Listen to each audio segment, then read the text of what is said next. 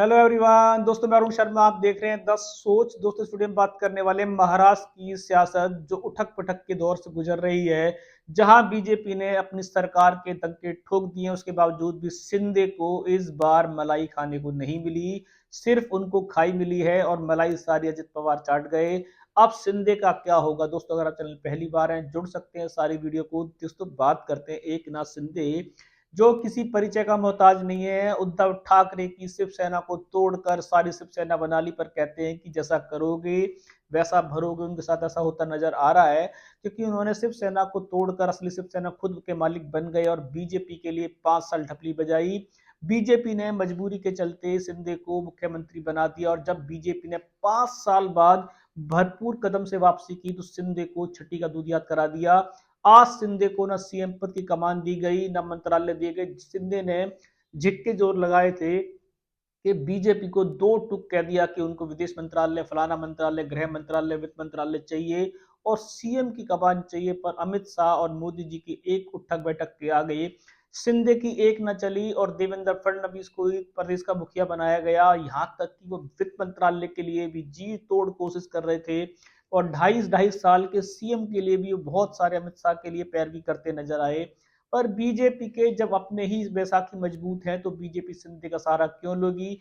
उन्होंने अजित पवार के कंधे पे बयान रख के उन्होंने शिंदे को साइड लाइन कर दिया है। जिस वित्त मंत्रालय का, गृह मंत्रालय का वो वेट कर रहे थे, वो तो देवेंद्र फडणवीस ने अपने पास ही रख लिया, और वित्त मंत्रालय उन्होंने अजित पवार को थमा दिया, और शिंदे को ठगा सा महसूस कर रहा है।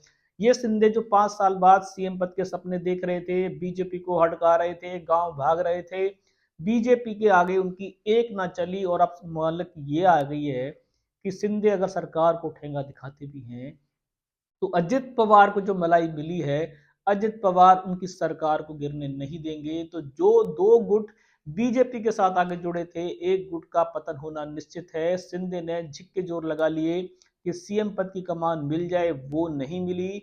सीएम के बाद उन्होंने समझा कि बीजेपी उनको गृह मंत्रालय दे देगी, वो भी नहीं मिला। वित्त मंत्रालय के लिए उन्होंने जी तोड़ कोशिश की, जो अजित पवार लेने में कामयाब रहे। सिंधे में दिखा जाए तो जिस तरीके से घमंड प्रचुर भरता जा रहा था और बीजेपी को वो दो टूक आंखें दिखा रहे थे, सीएम पद की कमान लेने से पहले उन्होंने बहुत बड़ी नौटंकी की थी। वो गांव चले गए, कभी तबीयत नहीं थी। पर मुद्दा ये है कि आज उनके हाथ लगा क्या? जिस उद्धव ठाकरे की सेना को छीनकर उन्होंने सेना बना ली, बीजेपी की 5 साल सरकार की डुगडुगी बजा दी।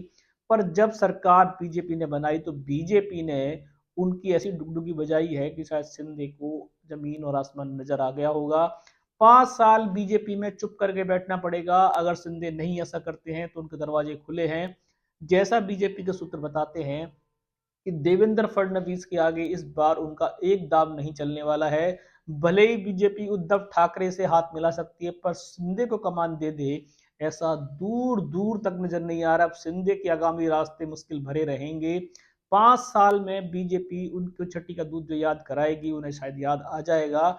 अब बीजेपी के पास विकल्पों की कमी नहीं है, उनके पास उद्धव ठाकरे जैसा मौका है, जो इंडिया पार्टी को छोड़ चुका है, छोड़ने की तैयारी कर चुके हैं। और उद्धव ठाकरे कभी भी शिंदे का रिप्लेस किया जा सकता है, पर शिंदे के आगे मुश्किल ये है कि उनके पास अब विकल्प नहीं है कि वो इंडिया पार्टी की सरकार में अपनी सहमत। दोस्तों, फिलहाल इस रुझान पर नजर बना के रखेंगे कि जिस बंटवारे का बहुत दिनों से बेसब्री से इंतजार किया जा रहा था, और शिंदे को लखासी उम्मीद थी कि इस बार उनकी झोली बीजेपी भर देगी। जिस तरीके से गृह मंत्रालय, वित्त मंत्रालय के लिए वो अड़े हुए थे, पर समय का रुझान देखो कि अजित पवार उनसे मोर्चा मार गए और शिंदे के हाथ खाली झोली आई। अब शिंदे इस पद से क्या राजी रहेंगे? क्या डेवलपमेंट सिंचाई विभाग से शिंदे की 5 साल गाड़ी चलेगी और बीजेपी के साथ खड़े रहेंगे? अभी तो शिंदे जी हजूरी करते नजर आ रहे हैं, पर शिंदे अपना मोहरा कब चलेंगे, समय बताएगा। और बीजेपी की राहें 5 साल इतनी आसान दिख रही हैं, क्या ऐसी होंगी? सर्टिफिकेशन लेके आएंगे। अगर आप चैनल पहली बार हैं, जुड़ सकते हैं हमारी सभी वीडियो को। दोस्तों, मैं अरुण शर्मा मिलूंगा नई सोच के साथ। अपना ध्यान रखें।